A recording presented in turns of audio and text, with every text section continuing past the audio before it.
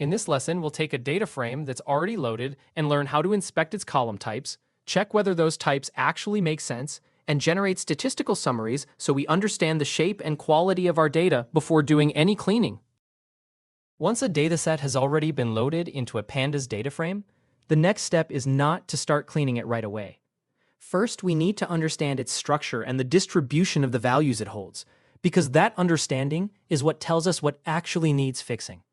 Over this lesson, we'll build a short cumulative inspection routine using 4 Pandas tools that reveal column types, statistical summaries, and overall structure.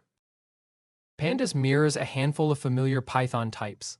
Object columns behave like Python strings and hold text or categorical values. int64 holds whole numbers. float64 holds decimal or continuous numeric values. And datetime64 holds dates and time series values. Recognizing these 4 types is the foundation for everything else we'll do with this data frame. There are 2 practical reasons to check data types before doing anything else. First, Pandas assigns a type automatically based on the encoding it detects in the source data, and that guess can be wrong. Second, the assigned type determines which operations are even valid.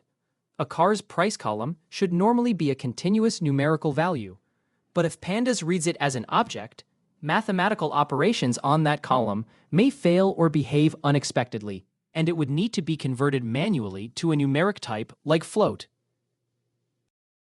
The first inspection step is a single line, print df.dtypes. This returns a series that lists the data type Pandas assigned to every column in the data frame, giving us an immediate overview of what we're working with before we look at anything else.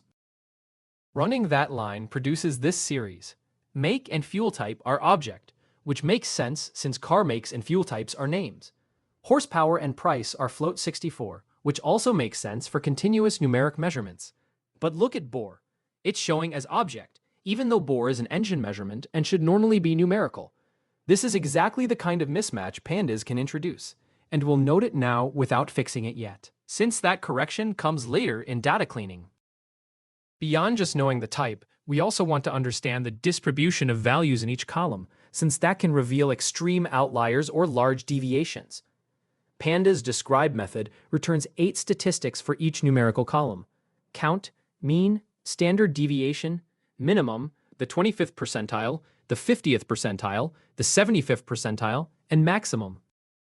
Now we add the second line, numeric summary equals df.describe.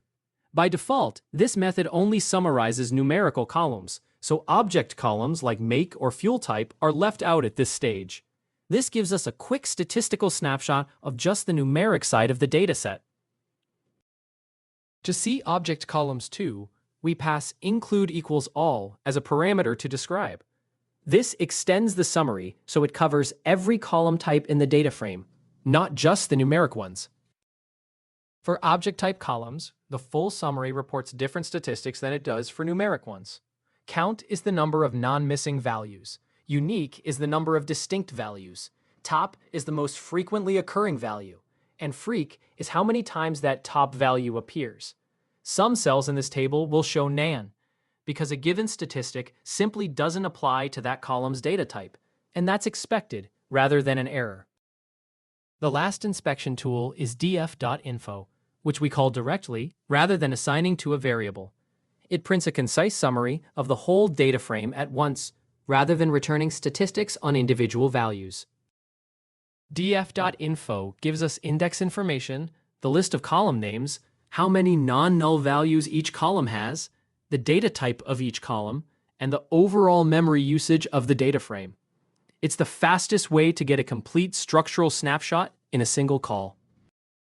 It helps to see all 4 inspection tools side by side.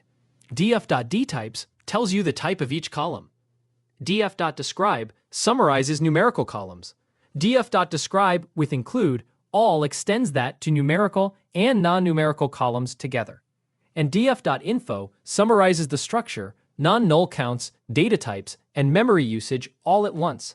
Each one answers a slightly different question about the same data frame. Let's recap the full workflow. First, check the data type of every column. Second, identify any columns whose assigned type doesn't match their real meaning, like bore showing as object. Third, generate numerical summaries with describe. Fourth, extend those summaries to every column with include equals all when you need the full picture. Fifth, use info to inspect the complete structure of the data frame. And sixth, record any issues you find so they can be corrected during data cleaning. With these 4 lines, you now have a repeatable way to understand any new dataset before working with it. Run it, inspect it, understand it. Build the next step with confidence.